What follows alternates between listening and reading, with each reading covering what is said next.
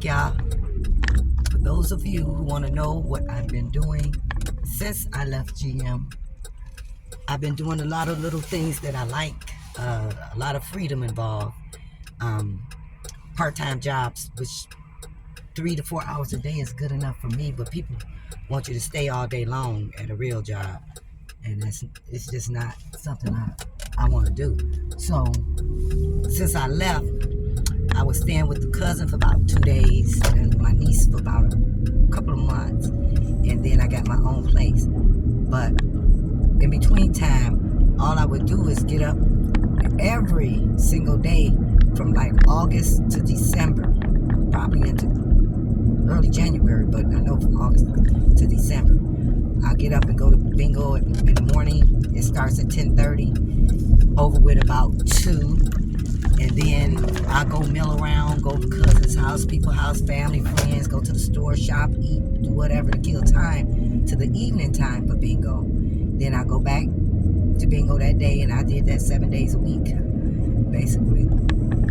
A couple of the Fridays and Saturdays, I went 3 times in a day, because they have morning session, 6:30 session, and then 9:45 at night, something like that. And then I was doing some DoorDash. One of my relatives had a DoorDash account so they can work for them, and they let me use their DoorDash account, and I used my vehicle, and I did that for a couple of months. In between going to bingo every day, and make extra money to buy those full tab tickets I've been showing you guys.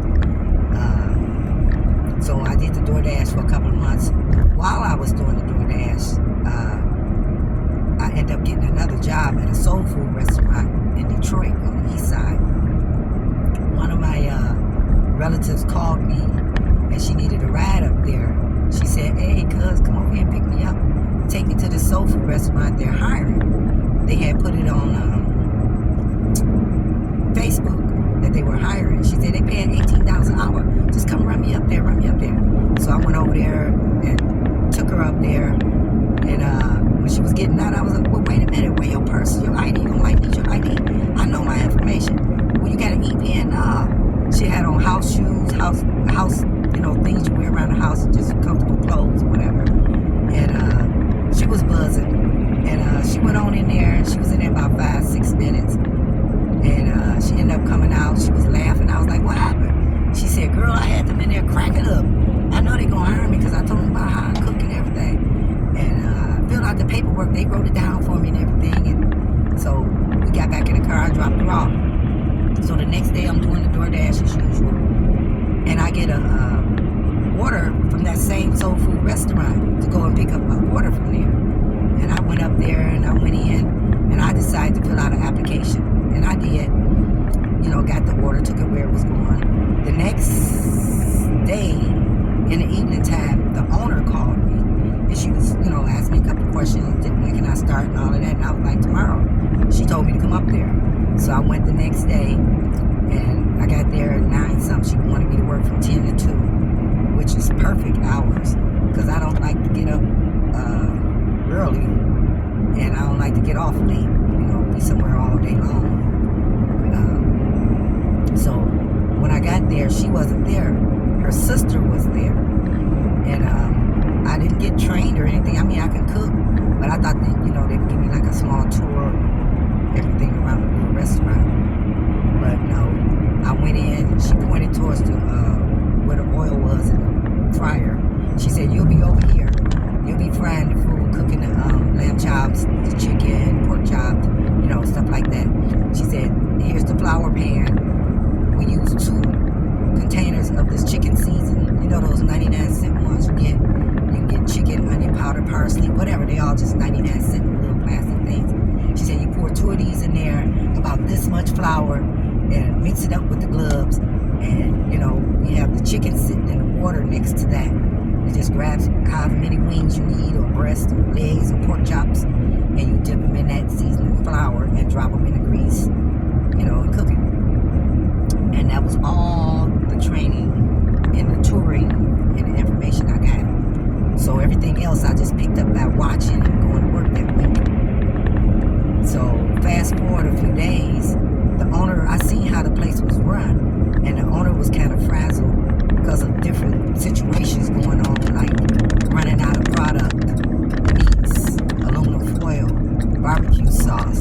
cups, just everything, honey, just whatever you could name that restaurants serve or sell. It was just always a shortage of everything. And then, it was difficult for them keeping employees. I was there probably 5 months or so, and I saw at least 9 people come through there, hired and fired and quit and whatever. So the employee situation was pretty rough. She couldn't keep nobody steady, including one of my family members that came through, but it wasn't for her. She wanted to make her some type of manager or something for the night shift, but it wasn't for her. But anyway, so the owner was having so many difficulties every day, and I was seeing how much money was being wasted. Food was being thrown away and burnt and set out, left out, and left in the refrigerator and not rotated to use the older food first before you get, to use the new food. And it was like little small puddles of blood in the refrigeration area, just all kinds of stuff. So I guess she see that I saw what was going on because I was trying to say little things, throw hints or whatever. She's like, Miss Anita, oh girl, I know you can see everything that's going on around here. What do you think? What can I change to make things better? I mean, I'm just trying. You see, I'm just, every day is a struggle. I always try to keep up and this and that, and just going through that. And I said a couple of things to her, but I went home that night and I wrote down 2 pages of stuff that I saw that was an issue.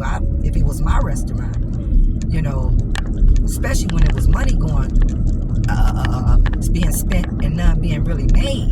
Because every Friday, from my first week, that first Friday when we started supposed to get paid, it was always tension in the air. At first, the first 1 or 2, I didn't know what it was. I'm still bouncing around and noticing that the sister and the boyfriend and her, they standing back, arms folded, people coming up for their checks, and they gotta come back. You gotta wait till 4:30. I get off at 2. This was always a problem getting paid. And she was nice enough a couple of times to loan me money when I was low on money. So I ain't gonna, put her down like that. And I'm not into bashing black businesses, but we as black people know how we run. A lot of us run our businesses. Anyway, so the 2 pages of stuff that I saw that I thought they could probably fix or change or do better at to make money instead of lose money. Her and her boyfriend laughed when I said, oh, I did write down some stuff what you asked me about. And I went to my car and I grabbed 2 sheets, came back in. I was like, I wrote down 2 pages, but they started laughing.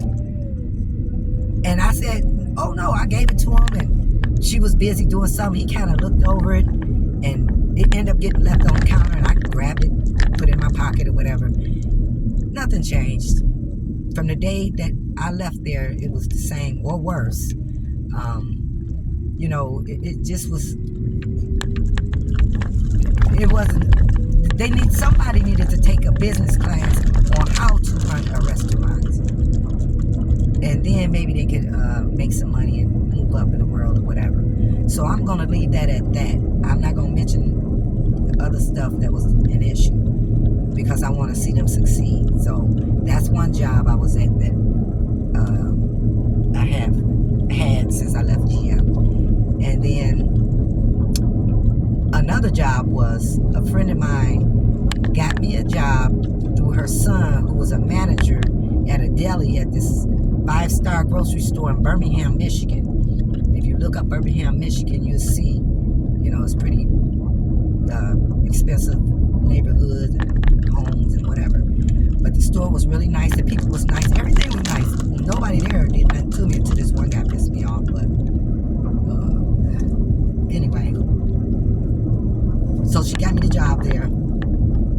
He told me to come up there the next day, hired me on the spot. When he was telling me the hours, I knew it was going to be a problem because they switched the schedule up every Saturday. But the good thing was he would ask me, Anita, what days you want off? And I would be like Monday, Wednesday, and Friday. And then I need Sunday off because I go up and help my friend up in Garden City on Sundays. And he always gave me those days, and next week would come out like, can I get Sunday, Monday, and Tuesday, work Wednesday, Thursday, be off Friday, come in Saturday and Sunday? He'd give me the schedule.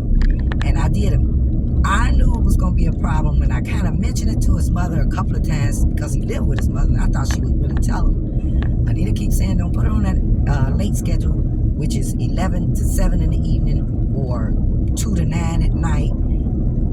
It was too much. I can't do those hours. So I kept on saying, ooh, don't put me on that schedule for those hours. You're going to lose me. I ain't going to be able to make it. I can't handle that kind of stuff. I only want like 3 or 4 hours a day.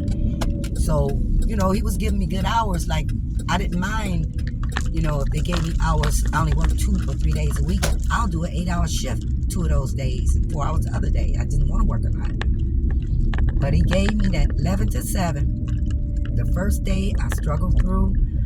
I did it, hated every minute of it. Then a couple of weeks later, he tried it again. He gave me that 11 to 7. I called off. Went in the next day. That next week. The next week he gave me that 11 to 7 again. I went in. I tried to make it. I started thinking of excuses around 1:30. And I was trying to see if the guy that worked up there making the pizza and this other young lady would have did it. She was cool. But the guy that made the pizza, I said to him, so-and-so, I want to leave about 5:30 today. I got to go get something done to my car. The guy who does it, he don't have Cash App, so I got to take the cash from him to do it. Oh, Anita, you ain't gonna go get nothing done to your car. You just don't want to stay here. You called off the other day with this shift. You need to stay here. We a family here. You need to learn how to close, learn how to clean up after the deli shut down. You need to learn this, learn that. Upset me. I got quiet. The girl went on break. I got my keys, my sweater, my stuff. I walked right by him out that door, downstairs. Got my other items. Went to the clock out. And two of the managers seen me clocking out. And he was like, Anita, where you going? I was like, oh, I'm done here. I can't work here. They was like, well, what's wrong? I was like, I was asking so-and-so up there if he could cover for him and so-and-so, because I had to go get something done to my car. And he was telling me I couldn't leave. They was like, he said you couldn't leave. He's not the manager. You could have asked one of us. You can leave. You were going to quit. I said, yeah. He was like, well, can I ask you a question? Why would you quit? I said, I can't explain that to you, sir. I said, I had to go. He said, well, you can go ahead and get what you need to get done and just come on back tomorrow. You're on the schedule for tomorrow, right? Yeah. And I know why they said that, because when I work, where I work, what I do, I give 150%, even when I was at GM, not acting crazy. But yeah, I work when somebody's paying me. And so I, told them okay, and they let me leave. And I just, that day went by, the next day came, I knew I had to go in and work. I just didn't go. I quit. So that ended that job. And while I was doing all 3 of those different jobs, at the same time, I was working for a relative of a family member who lived on the west side of Detroit. And it's 3 people in the house. A 91-year-old who's at the beginning of dementia. And then there's her 2 kids who are adults. One is like 58. He's real sick. Like, I forgot the name of what he has. But he's, his balance is off. He see 2 or 3 of everything. He can't open a straw to put in a paper cup. He can't strike a lighter to light a cigar.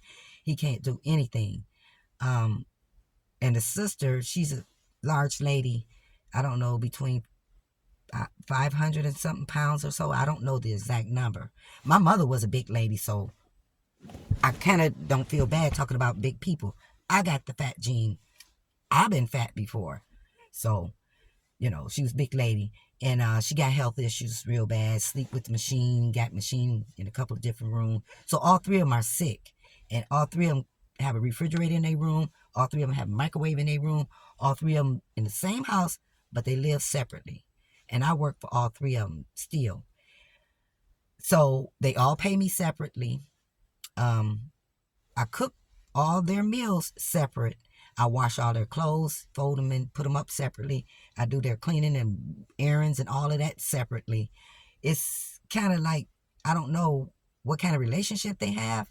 If I work 3 days a week for the guy, the sister will call me when she see me walk by in the hall to do things for her. But on the 2 days I work for her, if he called me to bring him a cup of coffee, she want to know why he called me. What did I do for him? She got to knock off money for me doing things for him. The mother called me all day long. My first day going there to work for them, knocked on the front door. She opened up the wooden door and the bar gate door was locked. And I said, my name is Anita and I'm here, so-and-so sent me over and work. She knew who I was or whatever, and I just introduced myself. Because I had met that lady probably twice. And when I said all that, she said, well, the help used the back. You can go around up the driveway and come through the back. And I was like, okay. I went around and came through the back. She opened the back door. I mean, they real educated, these people. I mean, like tax attorney and assistant principal and music director, real educated, well-to-do or whatever. So that's the mind frame they're in. So that's what I do.